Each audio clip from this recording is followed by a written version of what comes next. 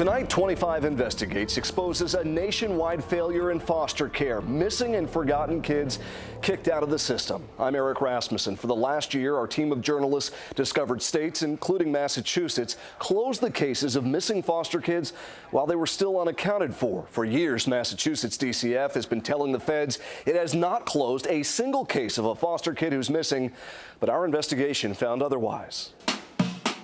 In the summer, we might go out and meet like 20, 30, 40 people in just one day. Amid the fast pace and prosperity of downtown Boston. Do you feel like the system let you down? Yes, very much. 25 Investigates found kids once in the state's care, now on the street. When I was 14, they just gave me up to DCF because they couldn't handle me. We met 19-year-old Joanna on the Boston Common. A former foster kid, she says she ran away from a group home right before a suicide attempt landed her in the hospital last year. Did anybody ever track you down and say, Joanna, you gotta come back? No. They did not care. I've never gotten an email from my counselor, my DCF worker. Joanna says she was missing from the group home less than 2 weeks. So I was like, look, I really need help. And when I went in, she said, your case is closed. What was going through your mind when they said they closed your case? I knew right then I was screwed. DCF wouldn't comment on Joanna's case, but says it can close any child's case once they turn 18, even if they're missing. Since the year 2000, federal records show child welfare agencies across the country closed the cases of more than 53,000 foster kids listed as runaways, and at least another 61,000 missing. But over the last decade, the same federal data shows Massachusetts and a few other states reported closing 0 cases of foster kids labeled missing or runaway. Researchers, child advocates, and Joanna's own experience suggest those numbers are misleading. Does that make you mad? It makes me really upset. And policy, what's our policy? What are they doing? Elizabeth Jackson is the executive director of Bridge Over Troubled Waters in Boston. She says many of the homeless kids helped by her nonprofit come from foster care, and she's calling out the system. And there are kids out here, and so if you feel like I'm pointing a finger at you, so be it. Come to the table and let's figure it out, because we are seeing kids, and I know you know that we are seeing kids. Massachusetts DCF reports it unloads more than 800 foster children from the system every year when they turn 18. But the agency told us it does not track how many of those kids were missing at the time they were discharged. In a year-long nationwide investigation, Boston 25 News and our Atlanta sister station, WSB, contacted all 50 states. We uncovered a patchwork of policies, with some able to close a case after a foster child is missing for just a few months, while others must wait until they turn 21. Records show the state of Illinois discharged a missing foster child in 2016 who was just 9 years old. The state now tells us it took the child back into custody a year later. Jackson says no one was looking for a 15-year-old girl missing from foster care in New York when she walked into this office in Boston saying she'd been abandoned by a boyfriend. What do you really think was happening in that situation? Oh, she was trafficked. She was being put in a prostitution ring, and she didn't even know it. An unidentified teenage girl shot dead in Atlanta last year turned out to be a missing foster child. When the victim's brother finally saw this facial reconstruction by the National Center for Missing and Exploited Children, she was identified as 17-year-old Danetta Franks. It just sucks to know that she was speaking out, crying out for help, and she never got it. A new federal law now requires all states to report missing foster kids to the National Center for Missing and Exploited Children here in the Washington, D.C. area. But even now, the center tells us that's not always happening. There are agencies out there that have been known to close these cases, and then therefore no one's looking. Bob Lowry is vice president of the National Center's Missing Children's Division. We can do better at this, can't we? I think the answer to that is yes, we can do better. Brittany Hill is part of that effort. But yeah, I walked like 9 miles in one day. We followed her on foot in Boston. My name is Brittany. I'm actually an outreach worker with Bridge Over Troubled Waters. Trying to find kids at risk. I can actually just pass a card to you. You don't have to give me any information. We can at least get you hooked up with a counselor to do an intake. We witnessed one breakthrough on this day when a homeless teen asked for help. It's great. That's what we want out here. Well, there's a chance he'll have somewhere to stay tonight because of you. Yeah. Joanna says she's been living on the street too ever since the day the state closed her case. And I just broke down and just left. And Been homeless for the last 11 months. Now an adult, no longer missing, but still feeling forgotten. Looking back on the situations, it really kills me. In the weeks since we met Joanna, Bridge Over Troubled Waters told us it was working to help her find housing, but at last check, she's still looking. We first contacted DCF about this in August of last year. They've declined our latest request to sit down and talk with the commissioner. In a statement, DCF said it works with law enforcement and families to try to find missing kids. That initial 25 Investigates report had reaction pouring into our newsroom. We also caught up with Governor Charlie Baker. He was emphatic that the state has a policy of not closing the cases of foster children who are missing. The notion that we would deny a kid who qualifies for services, first of all, it's against policy, and if it's happening, we need to fix it. The governor says services are available to foster kids after they turn 18, and he seemed to reject the accounts of those who say they were kicked out of the system. A Democratic challenger of the governor, Jay Gonzalez, says the story of a teenager in our report highlights the kind of foster care failures Governor Baker once promised to fix. And the fact that Governor Baker and the Baker administration is basically giving up on them and closing out cases for kids like Joanna is absolutely outrageous. And over the course of this year-long investigation, we also uncovered new action to find foster kids often missing and forgotten. Police say their best chance to find any child is during those first hours after they're reported missing. Some local departments are hoping new technology can help track these kids down. To me, it's very personal. 7 years after a dive team found the body of 15-year-old Bryn Kermis in the Spigot River, Methuen Police Chief Joe Solomon hasn't forgotten about the girl who had been missing from a local group home. I vowed, as long as I'm here, we're never going to say we haven't done every single thing we can do. Now Solomon's department and at least 19 others in Massachusetts have signed up to use a new app made just for law enforcement called Bolo Mobile. It's amazing how instantaneous this is. The app allows police to share photos and videos of wanted criminals and missing kids sent directly to the smartphones of officers in the field. So a cop's driving and his laptop dings in his cruiser and he looks and he goes, hey, there's a kid right there. So this is a traditional roll call board. Creators of the app say too often police are still relying on black and white posters to get information to their officers. You know, much the same way civilians are able to cut and paste and share photos out, the police really should be able to do that themselves as well. To have a child lost, that's a killer. Former Police Chief Richard Stanley joined Bolo Mobile and has the job of trying to convince other departments to break out of what he calls the silo effect. Every town, every city, or every agency within the federal government had silos of information, but yet that information was never shared. This is not just a tool for solving crimes. We have an obligation to the public. An obligation to the public not lost on Chief Solomon. He says all of his officers now get specific training on how to respond to cases of kids missing from local group homes. And he says this app is a critical tool. The possibilities of this app are endless, and if it helps save one life, it's well worth it. I checked back with the people at Bolo Mobile who say they just partnered with another company to expand use of the app to police departments in Connecticut. Creators tell me they also envision a version of the app that could also be available to the public someday. A local detective has made it his mission to bring home missing foster kids, how he's become a voice for the lost and changed the stigma attached to missing kids. And then a teenage foster child told investigators she was pushed into a life of prostitution by one of the people who is supposed to protect her. 25 Investigates uncovers the disturbing trend of pimping out foster kids on the weekends when this Missing and Forgotten special returns.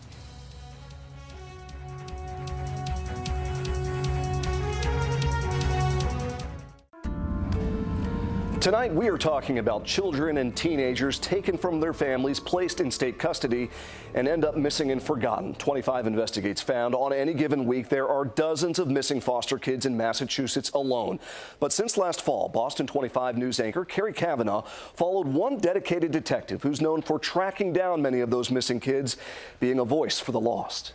From Arlington. But I pretty much do the same route every day. Into the heart of Boston. Right now, we're across the street from the Boston Commons.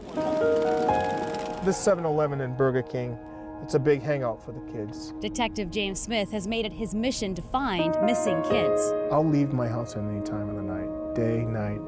If someone calls and says, look, I got this girl, I don't know who she is, I'm on my way. The Arlington Police Department assigned Smith to track down missing kids in 2010. Since then, he's taken a simple approach to finding these teens. He's actually looking for them. Any person that's under the age of 18 that's currently missing in the town of Arlington is what I'm looking for. Have you heard from any of from the school itself? Have you spoken with them? And what about her social worker? Do you have her name? Believe me, I have 6 girls still missing.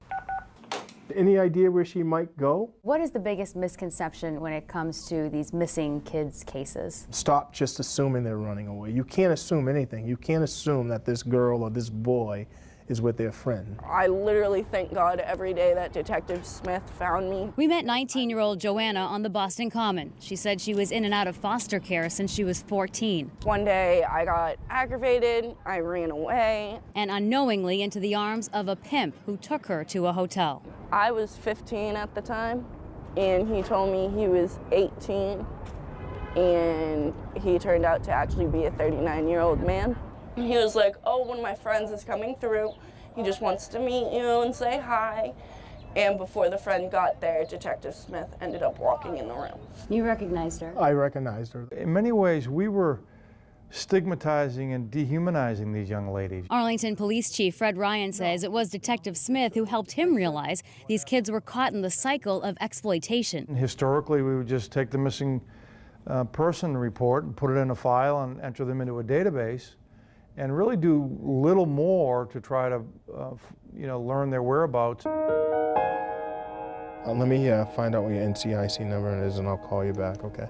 You've changed that culture. How did you do that? I think we had to help other departments see, like, look, this is a big deal. A big deal for children who often don't have anyone calling the police for help or organizing search parties. A lot of times it's no one, James Smith, you have a minute? So Smith is their advocate. He treats them with the dignity and respect that they deserve. Giving these kids the voice they otherwise wouldn't have, and in some cases, a second chance at life.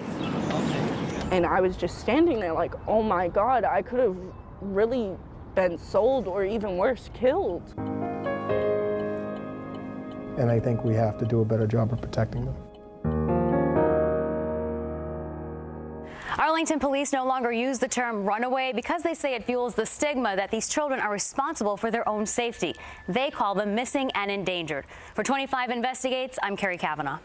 Foster kids pimped out for sex on the weekends and then returned to taxpayer-funded group homes. They might bring the kid along for a couple weekends just to party with them before they victimize them. Now 25 Investigates uncovers how a teenage girl says she was exploited by a staff member at a group home on the North Shore. In some cases, these missing and forgotten teens go to their graves without ever being found. Bob Ward in New England's Unsolved looks into the case of a girl brutally murdered in Chelsea, the push to give her a name, when this 25 Investigates special returns. Missing and Forgotten 25 Investigates uncovers cases of foster kids pimped out for sex on the weekends and then returned to taxpayer-funded group homes. Records reveal a woman working at the Elliott Atlantic House in Saugus is suspected of pushing one teenage girl into prostitution, and police tell us they see this kind of thing too often.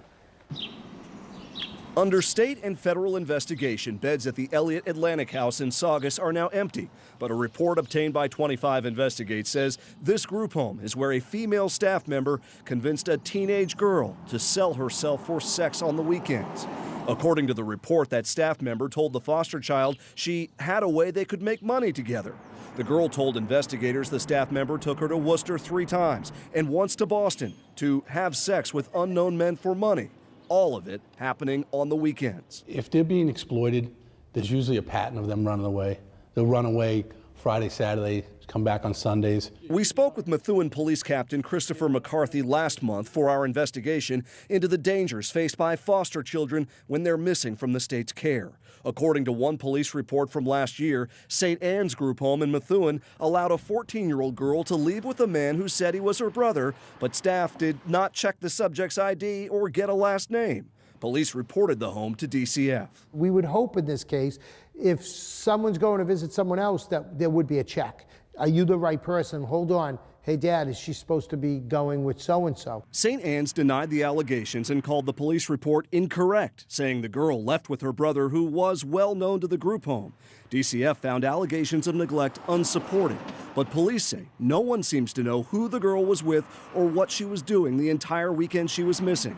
She returned to St. Anne's the following Monday, but investigators say that doesn't mean she and other foster kids who repeatedly disappear on the weekends aren't in danger. They might bring the kid along for a couple weekends just to party with them before they victimize them.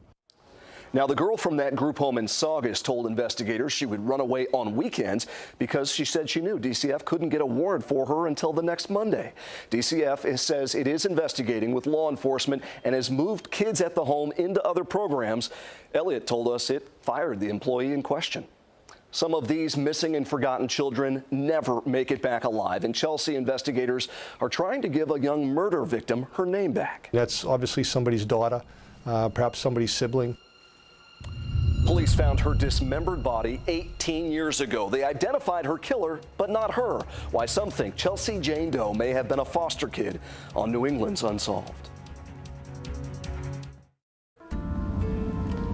Nearly 20 years ago, Chelsea police made a disturbing discovery in a parking lot, the mutilated body of a young woman. Child advocates suspect she may have been among many missing and forgotten foster kids, but this murder victim remains unidentified. In this special edition of New England's Unsolved, Boston 25's Bob Ward shows us that while this Jane Doe may have fallen through the cracks in life, police are now trying to give her her name back in death.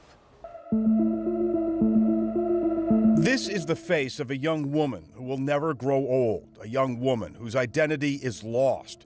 This is the Chelsea Jane Doe.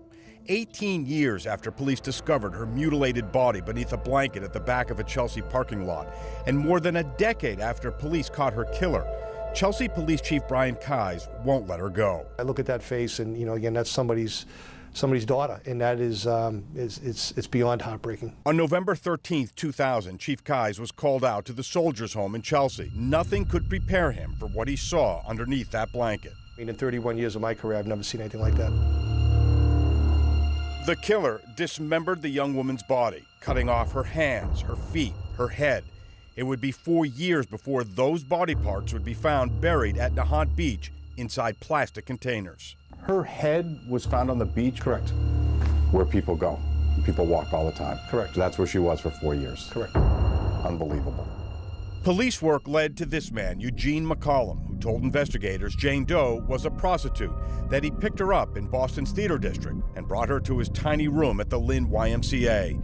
He told police he killed her after a dispute over money. He was claiming self-defense. He was claiming that the victim in this case got a hold of a knife that he had in his room and tried to attack him. He gave some account that he's living in a small room. He had to dispose of the body, so in his own wisdom, he decided the only way I could do that is to take the body out in pieces, if you will.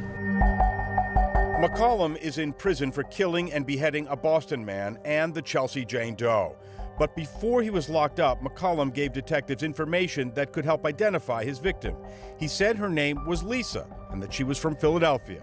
Chief, are you surprised no one has stepped forward in all these years to say, I know who she is? I mean, many years have gone by, but I know initially there was some outreach to the greater Philadelphia area, and, you know, but again, that's what she said. You know, whether or not she could have been from, you know, Washington State, California, you know, God only knows. At the National Center for Missing and Exploited Children, Robert Lowry says there could be a simple reason why no one has identified Chelsea Jane Doe. Lowry, a former St. Louis homicide commander, believes she may have been in foster care. The fact is, no one seems to be looking for this child, even though we have some ideas of her origins, where she's from, possibly out of Philadelphia, found in Boston.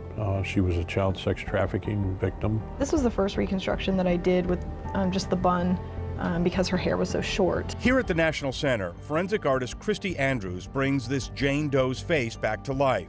She used similar techniques to help solve the Bella Bond case. We don't want this individual to sit there with a number. We don't want them to be a number. We want them to be a name. Chief Kise hopes all this work will soon reveal a secret that's haunted him for years. It's something that you know, it stays in the back of your mind. I mean, you know, easy for me to say it keeps me up at night, but it's different than that. It's something that it's always there.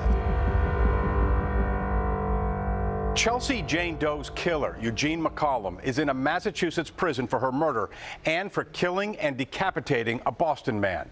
McCollum has also been a possible suspect in other murders in the area. If you have any information about this Jane Doe, please call Massachusetts State Police at 978-745-8908. For New England's Unsolved, I'm Bob Ward, Boston 25 News. Thank you for joining us for this in-depth special on the missing and forgotten. I'm Eric Rasmussen. Good night.